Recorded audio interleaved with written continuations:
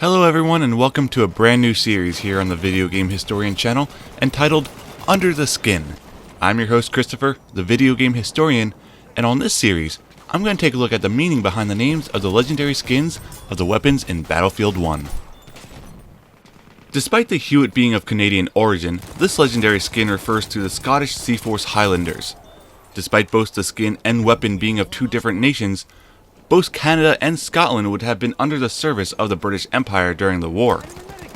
Despite the Hewitt not being used in combat, as the war had already ended before it could really be put in use, those who test-fired it were quite impressed and became popular with the soldiers. It was also Canada's answer to their shortage of light machine guns. On the opposite side of the pond, the Seaforth Highlanders Regiment were forming 17 total battalions. Many of these battalions would see action in many of the major operations and battles in the war, such as Ypres, St. Quentin, the Marne, Flanders, and Cambrai. The Highlanders were formed in 1778 by the 1st Earl of Seaforth, Kenneth Mackenzie, as the 78th Regiment of Foot. By World War I, both the 78th and 72nd Regiment of Foot were consolidated into one due to the Childers reforms. Today they are no longer active, as in 1961 they were dissolved into the Queen's Own Highlanders.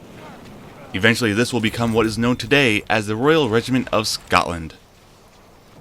Only obtained through the Battlefest event, this unique skin for the MP18 is called the Hutcher.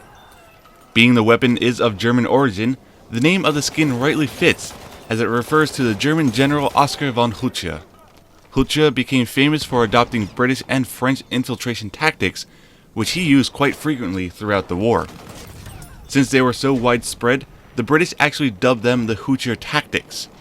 These would involve a massive preliminary bombardment beginning on enemy front lines and rolling back to the rear. As the artillery bombardment was going on, infantry would then advance through no man's land and infiltrate the enemy trenches, taking out the demoralized and confused enemies with close-quarter weapons.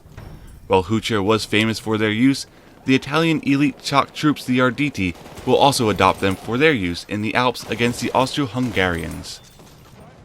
The skin for the Mondragoon rifle for the medic class is the Mexican.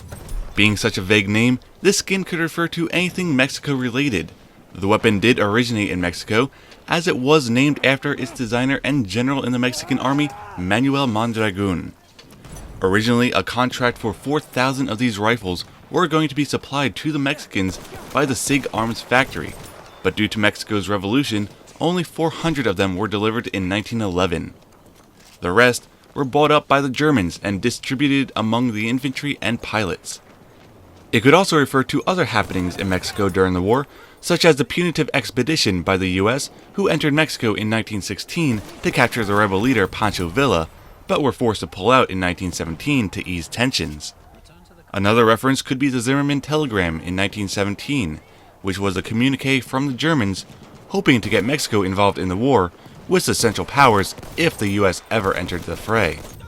It is hard to say. Finally, the Poilu skin for the Lebel 1886 is quite fitting for not only the rifle, but for the French army as well. The Lebel was a standard rifle for the French infantry between 1887 and 1936, and noted for its reliability and robustness. The name Poilu, which literally means the hairy ones, was a term of endearment for the French infantry. It refers to the beards and mustaches that the soldiers would sport during their service in the war. They were also characterized by their love of cheap wine and stubborn and reluctant attitude against their commanding officers. The last Poilu who served in World War I died at 110 years old in 2008. Along with referring to the name of the French infantryman, there is also a book entitled Poilu, which was written by Corporal Louis Bathas, who detailed his time in the trenches and the war throughout his 4 years of service in it. That's all for this week's episode. Hopefully you all enjoyed this new endeavor, and if you had, please like, subscribe, share, and leave your comments down below. Thank you, and until next time.